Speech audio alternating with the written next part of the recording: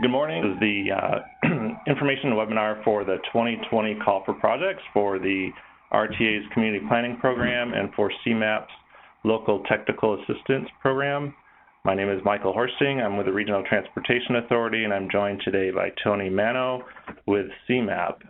We're going to take some time to describe our two programs respectively, and then also go through the timeline of events between now and project selection, as well as provide some information about how to apply this year. First, a little bit about RTA's Community Planning Program. For 21 years, the RTA has been involved in planning communities around public transportation and in encouraging transit-supportive land use. By providing funds and technical assistance to complete plans as well as support to implement those plans, the work of the RTA's Community Planning Program has encouraged municipalities in the region to develop walkable and more sustainable communities near transit stations and along transit corridors. While providing this technical assistance is important at the local level for local governments across the region to achieve their local goals such as sustainability, health, safety, efficiency, we too at the RTA are working towards the three goals of our own transit strategic plan through the program. Those three goals are delivering value on our transit investments, two, building on the strengths of our transit network, and three, keeping transit competitive during today's changing transportation market. So by helping communities focus development near stops and stations in the transit system, and providing for improved access to those services is one way we can accomplish these goals. A little information about eligibility. Eligible applicants are any unit of local government within the 6-county RTA region, as well as the 3 transit service boards or service operators. They are the CTA, Metra, and PACE. The RTA will partner with the applicant to complete a planning study or offer assistance to a local government to help implement an item of a plan that's already been completed. All applications to the RTA must be for projects that are focused on the existing transit system, so along an existing rail line or an existing bus route. And selected applicants may be required to enter into a cost-sharing agreement for projects in which the RTA engages consultant assistance. Those local contributions are based on community need, and we'll be notifying applicants of any match requirements prior to being selected into the program. There are some smaller projects, such as implementation projects, where the RTA may not require a local match at all. Eligible project types fall into 2 different categories: those types projects that complete a plan, and then also some projects that work towards implementing a plan. Under the planning category, TOD plans are plans that produce recommendations for an appropriate mix of land uses and transportation improvements to support increased transit ridership within a quarter to half-mile radius of a rail station, bus station, or a major transit hub. These plans could also include urban design elements and streetscape improvements, multimodal mobility improvements to the study area as well. Transit corridor plans analyze the transportation utilization and the surrounding land use conditions along a specific bus corridor. These corridor studies areas can vary in length, and the RTA prefers corridor plans to be multi-jurisdictional partnership with study areas crossing 2 or more municipalities. These plans create recommendations for improved access to transit services and for improved land uses that are supportive of the transit services along the corridor. Typical improvements identified include those to infrastructure for people walking and biking, bus stop infrastructure improvements, as well as roadway improvements to reduce congestion. These plans also typically include some land use and zoning and development recommendations to spur economic development along the corridor. Neighborhood mobility access plans. These plans help municipalities identify ways to improve access to a specific bus route or rail station for the nearby residents and commuters in the area. We will work with you to examine existing modes of access to transit and develop recommendations for improvement. And we may also develop recommendations to add additional modes of access to transit in order to further advance connectivity, particularly in suburban settings, such as offering a bike share or carpool, car share, or discounted ride share programs to the residents.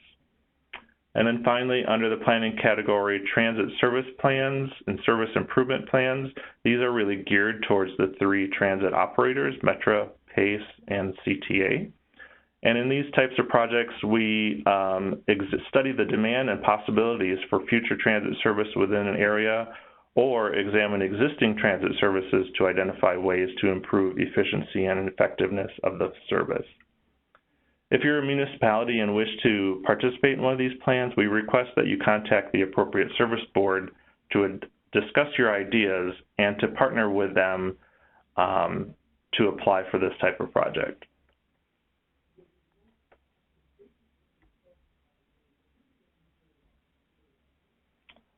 Under implementation projects, there are 3 key projects. TOD zoning ordinances. We will work with municipal staff to update the zoning in the study area by assessing current regulations and existing conditions to deliver revisions to the zoning ordinance. Frequently, the revised code is in a user-friendly and more easily understood format, and includes requirements that promote the community's goals for design, form, and character, as well as a streamlined development review process. For municipalities that have adopted long-range land use plans or participated in a previously completed corridor plan, but are having difficulty connecting with the development community, the RTA will provide assistance to solicit guidance and advice from development experts through a half-day panel discussion. This panel of developers will discuss the development climate with municipal staff and elected officials and identify potential strategies to prepare for and attract development in the station area or along a corridor. And then finally, special funding districts. In order to transform the ideas from a TOD plan into reality, municipalities often need to establish economic development funding districts, such as a TIF district, a special service area, or business improvement district within the study area.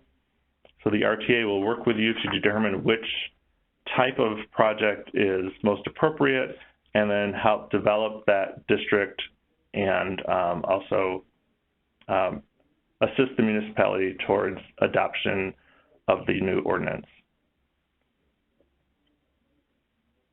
Just a little information about project selection. We'll do an initial screening once an application comes in to ensure that the project is actually located within the RTA jurisdiction, that the project does not duplicate another, and that the applicant and the project type are both eligible.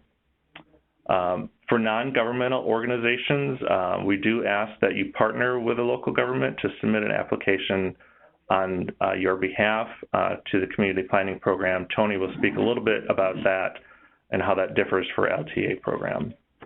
The RTA then later will thoroughly review all eligible applications for their alignment with the Invest in Transit strategic plan, for their feasibility, support for outside agencies, especially from the transit agencies, and for their implementation potential. And then we wanted to quickly provide 2 example projects to you. First is the Bartlett Downtown TOD Plan, which was completed in 2016 and created a new vision for the downtown area to increase residential population and to fuel new commercial growth in the context of the downtown Bartlett Metro Station. The plan also identified strategies for improving bicycle and pedestrian connections, improving traffic flow, redistributing parking, and revitalizing older retail properties to enhance the visual appeal of downtown Bartlett. Since the completion of the plan, the village has really used the plan as a guidebook, strategically taking the steps necessary to implement the plan, including the process to create a downtown TOD overlay district as a new chapter to their zoning code, which is also taking place through the support of the RTA's community planning program. The second project example is the Central Harlem Avenue Corridor Plan, which was completed in 2018 and in partnership with PACE. And the plan provides strategies for expanding access to transit service along this corridor and land use recommendations that complement and support the adjacent transit service. The study also identified potential station locations for future PACE Pulse service, which is a newer service type designed to provide fast, frequent, and reliable bus travel in high-traffic corridors of suburban Chicagoland. This study, the study area was from North Avenue south to 71st Street and was completed with the support of a multi-jurisdictional partnership of over 17 municipalities and agencies. Specific recommendations along the corridor were recommended for specific sites, land use recommendations, economic development, public transportation recommendations, as well as pedestrian access. And it's important to note that municipalities that supported the work through this project are now eligible to apply to the community planning program for any implementation assistance related to recommendations that pertain to them specifically. And I will now turn this over to Tony Mano, who will share further about CMAP's program. Thanks, Mike. Good morning, everybody. I'll go quickly through the LTA program, as many of the eligibility requirements are similar to the RTA program. But a little bit of background on the Local Technical Assistance Program. It was created in 2010, 2011 after the adoption of GO to 2040. And the purpose of the program is to implement the recommendations that were in GO to 2040. And since this program was created, we've completed approximately 200 planning projects throughout the 7-county region. As Mike mentioned earlier, our region also includes Kendall County. So Kendall County units of government and groups, non-governmental groups, are eligible to apply for CMAP assistance. Currently, we have 30 projects underway. This includes a few of the projects that were selected during last year's call for projects. It takes us quite a while to evaluate and select the projects, which is why we're starting them now. But anything that is selected through this current call for projects will start after next July 2020. That's our fiscal year. As far as the eligibility is concerned, again, the CMAP region is a 7-county region, includes Kendall County, and similarly to the RTA's program, units of local government are eligible to apply for CMAP assistance as well, but also non-governmental organizations are eligible to apply. We just ask that you have support from the local units of government that will be impacted by your project. Does that mean you need a local or a letter of support? It does not. We just ask that you either discuss your project with them or let us know which units of government we should contact while we evaluate to ensure that they support what you are proposing.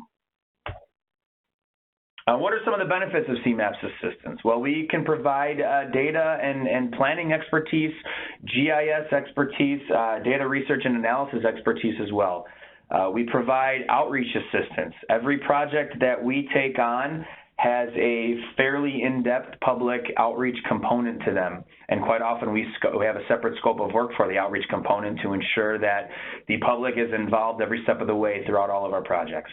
We provide implementation guidance similarly to the RTA, and that could be for plans that have been previously completed through either RTA or CMAP programs, or something that you've completed on your own and would like some assistance implementing some recommendations in that plan. We also provide capacity building and expertise to those units of local government and communities and groups throughout the region that do not have the internal capacity or expertise to take on some of the planning work that you might be proposing. Last October 2018, CMAP adopted ON2 2050, which is the comprehensive plan for the CMAP region.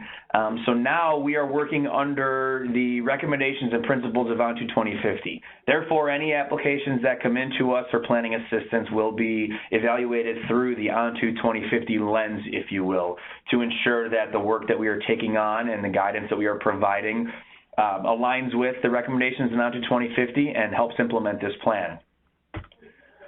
So the ON to 2050 plan is divided into three main principles that are themes throughout the entire plan.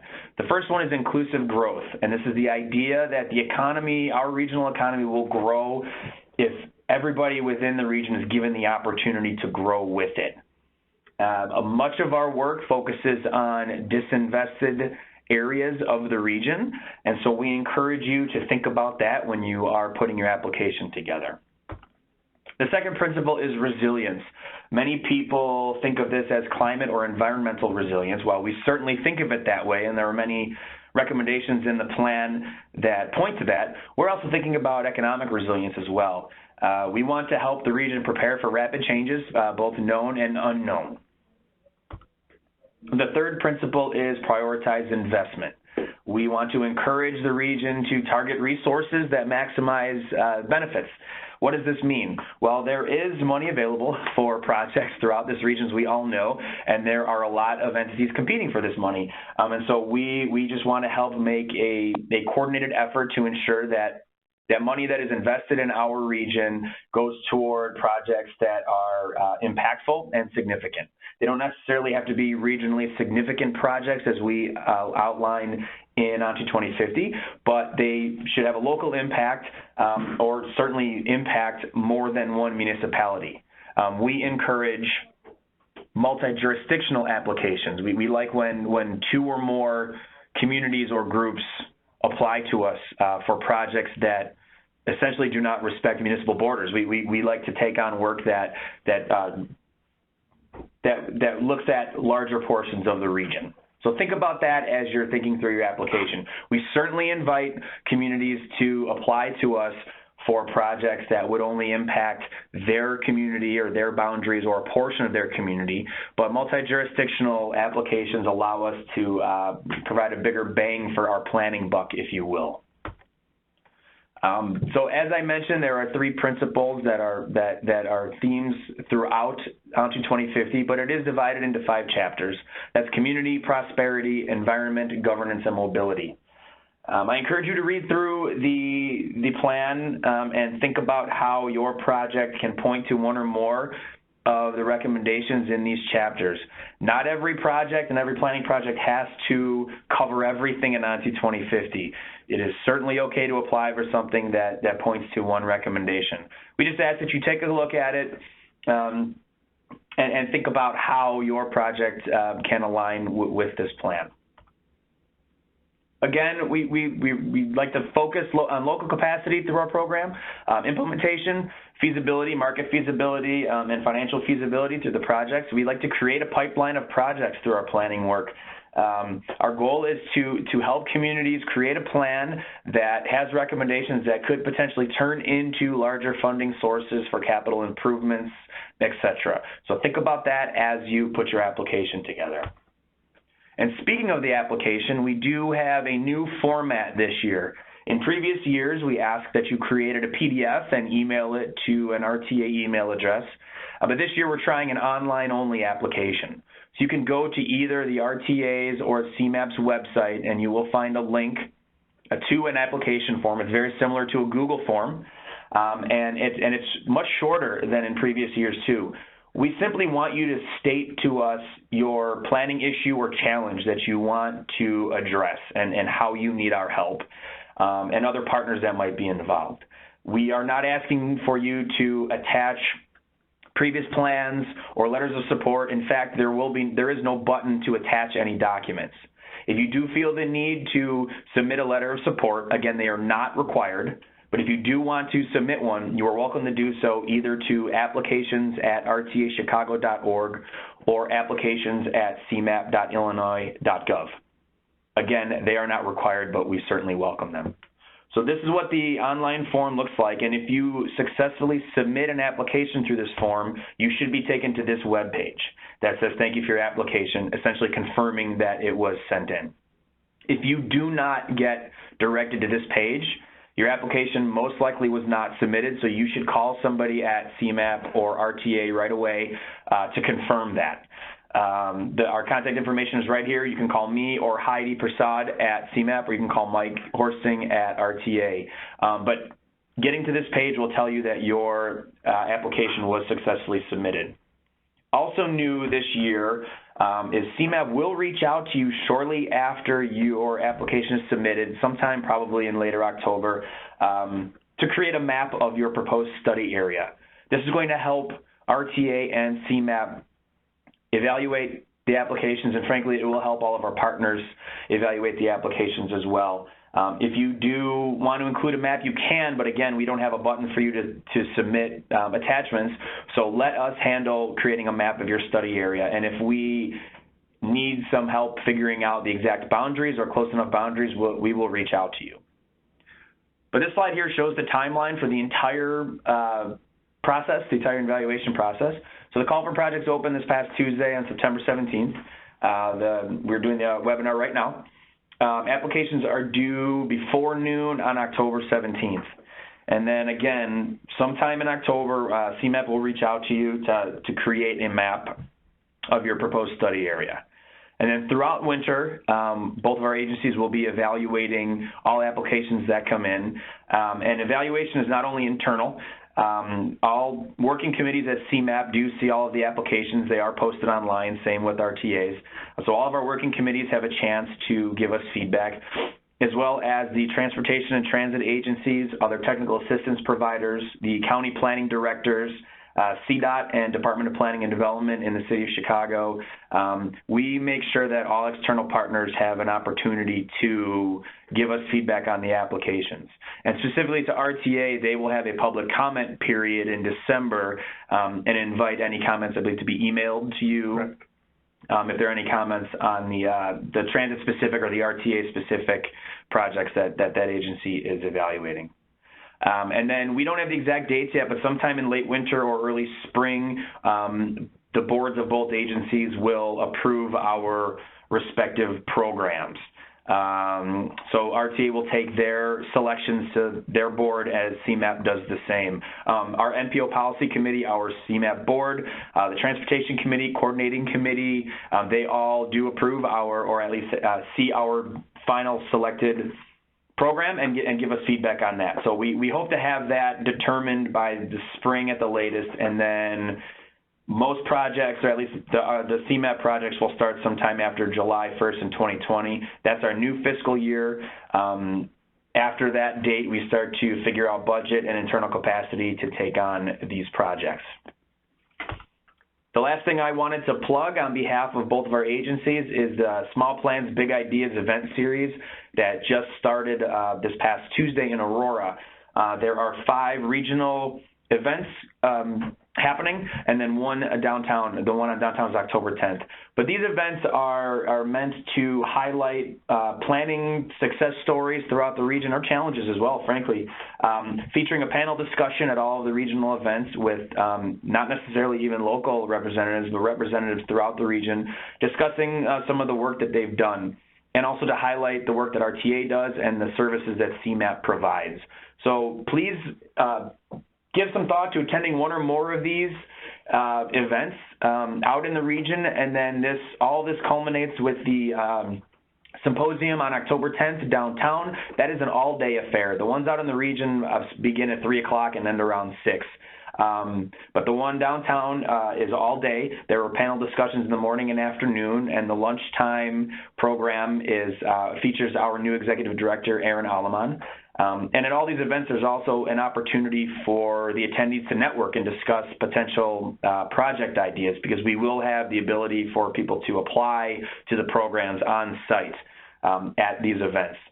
So please give some thought to attending. The regional events are free. The one downtown is $30.